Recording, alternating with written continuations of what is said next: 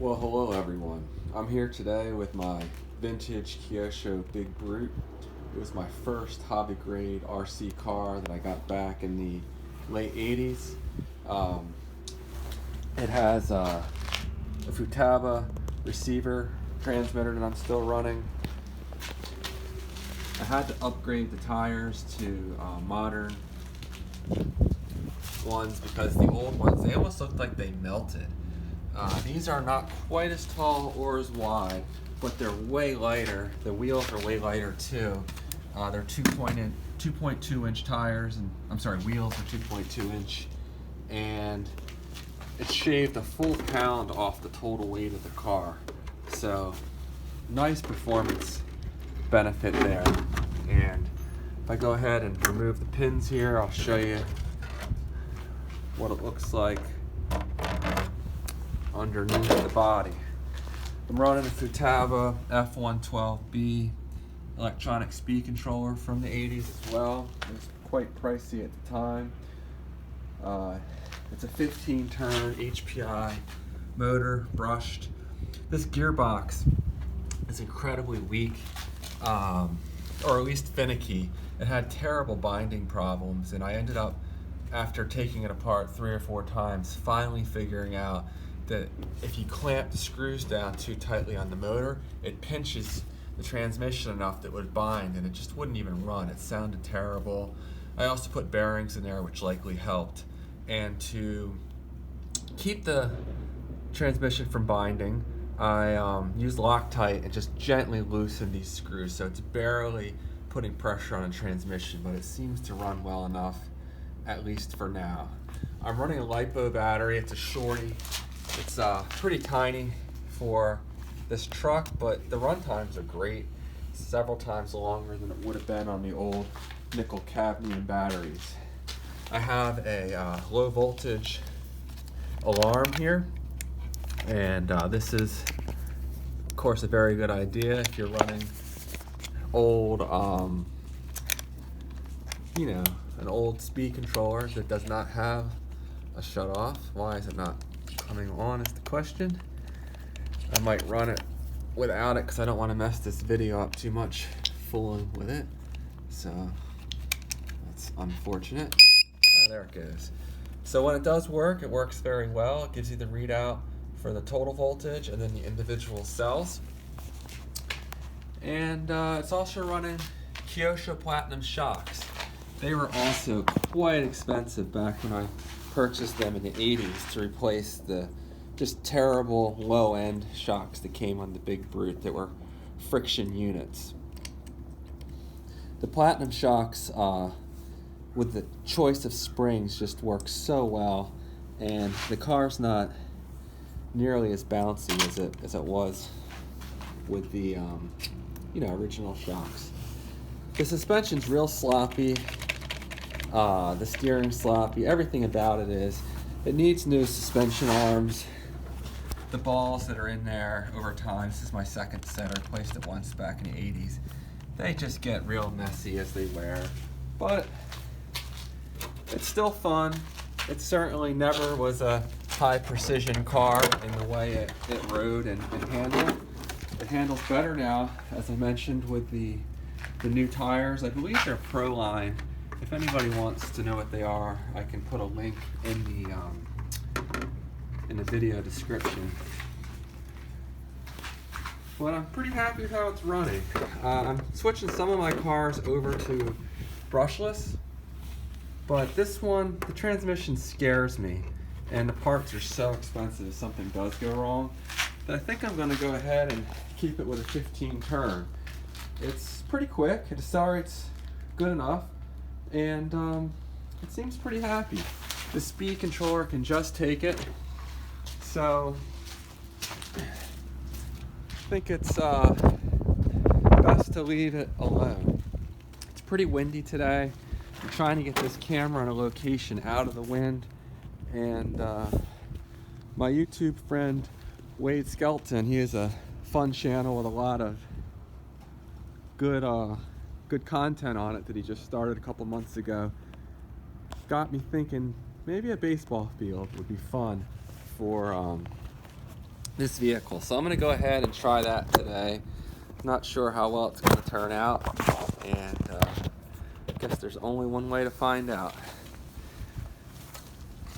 So I'll go ahead and be quiet here for a minute and let this thing rip a little bit. Hopefully it won't flip too many times.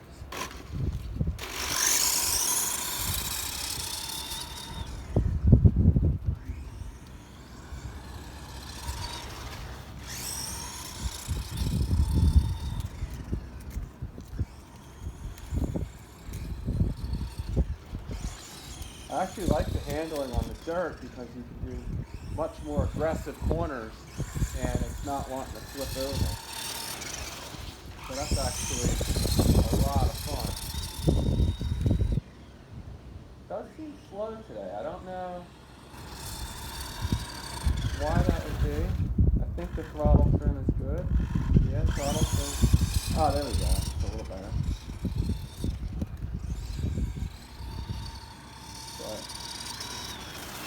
It's a really fun truck. It was my first hobby grade RC, like I mentioned a minute ago, and you know, it can drive in grass very well with the big tires. And I don't miss the size of the original tires. While certainly they were bigger, these have foam inserts, and the car is just much more predictable, and it just rolls over stuff so nicely. Whoop, there we go. I gotta go get it now.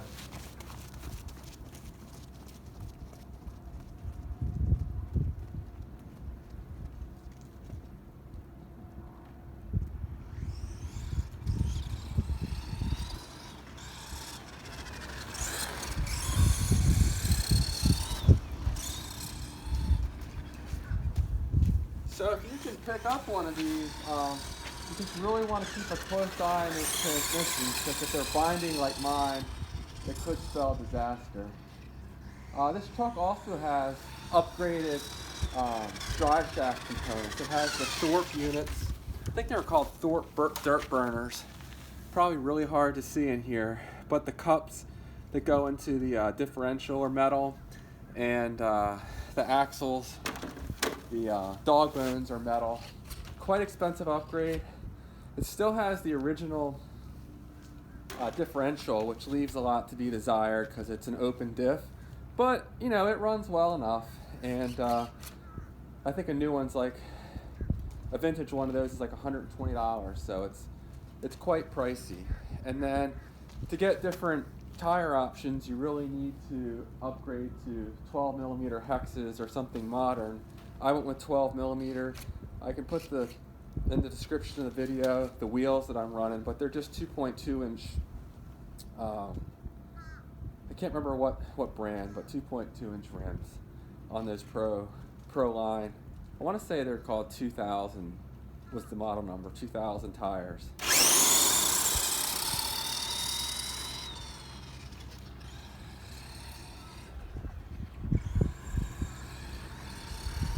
I wish I had a jump here or something fun to run it over. And hopefully I have a good shot of the truck in the video. I'm having a tough time judging where it's shooting. I couldn't get my tripod out here just because I didn't want to look too ridiculous and draw too much attention to myself coming out here. But she's running good. This is actually a lot of fun. I'm glad Wayde's videos inspired me to try a baseball field. And the dugout's giving me some protection from the wind, so this is good. Yeah, this truck's just a lot of fun. I think it might actually be my favorite car. Certainly it's slow, but it's just a lot of fun to drive.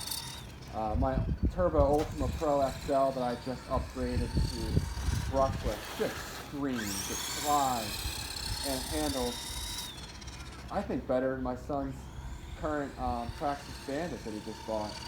But there's just something about this old sloppy handling that it's just fun. I mean, look at it rotate in the corners. You can kind of flick it in. Ooh.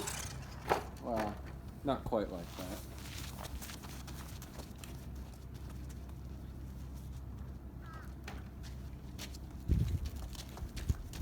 But you can flick it into the corners, and it doesn't roll. It's a lot of fun. You can provoke some oversteer if the diff will cooperate. The open diff makes that tough.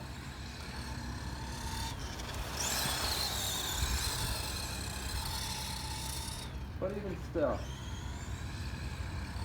she's good.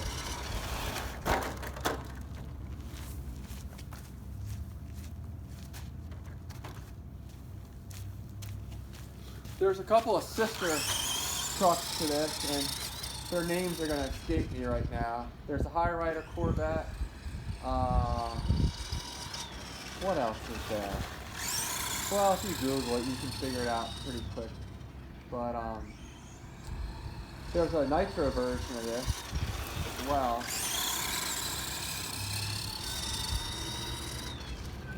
Whoa, almost lost it. Really need a jump out here. Maybe I'll change the position of the camera. See if we can get some more action shots here.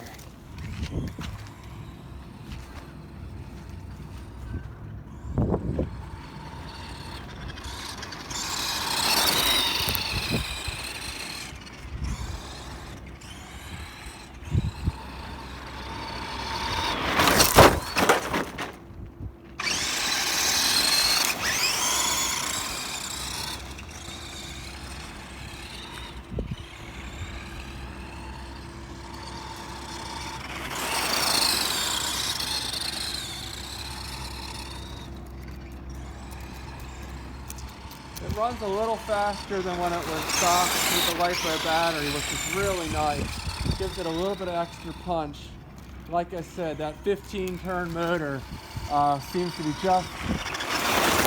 just fast enough. I think it's kind of the sweet spot for this truck. The original Le Mans 05 stock was just ridiculously slow. There's a really fun monster truck shootout from Remote Control Car Action. I think it was 87 or 88 where they did it. And they ran most of the monster trucks that are available back in the day. And the Tamiya trucks looked the coolest, I thought. The Midnight Pumpkin and the Lunchbox. My dad talked me into getting this truck because he heard that it was better built, handled better. I don't know how true that is. I think there's definitely some truth to that. But the parts availability is not as good on the Kyosho units. But the handling is better. I remember in the article, and maybe if I find a link to it, I'll put it in the description of the video. But the handling was the best of the different trucks that they tested back then. And certainly with these tires, it handles even better. The top speed, however, was only 13.9 miles an hour. So basically 14 with the Le Mans 05 stock motor that came in it. I certainly wore the battery down a bit, but I'll put in the video description the speed I get here in a minute. I'm gonna have to do it after this video, but we'll see how fast she goes. I'm thinking we're getting closer to 20 now, but I'm curious, so we'll see. Now this is a cheap LiPo battery I'm running. It says 4,600 milliamp hours, but it's not that good. I think maybe 3,500 at most, but it's perfect for bashing. And we'll bring it around and see how low the voltage is and how much of the battery I use. I might have to run it back in the dugout for that, however. Another nice thing about the truck running it where it's dirty here is that it's high up, so the dirt doesn't get all caked in there too badly. All right, we're already down to 7.2 volts. So I wish I would have brought my other battery pack. Not the most efficient drivetrain, but still, we had a good run. a little more than 10 minutes there, and it could go for another 5 or so if I really wanted to. But I normally don't run it much past 7.2, much below that. It has headlights too that are functional if I put the batteries in there. But just to keep the weight down just a little bit, I don't run it with the batteries in there most of the time. I never did put the roll bar on it. I still have it. But, you know, it looks good enough. Does not look as good as the Tamiya trucks. But, I don't know. I like it. It's a lot of fun. And hopefully some of you guys that had these back in the day, this brought back some memories. Or maybe it was helpful just to hear some of the information on how my truck's set up. And if you have any questions, let me know. I don't have too many videos, so I'll absolutely respond. Have a good day, everyone.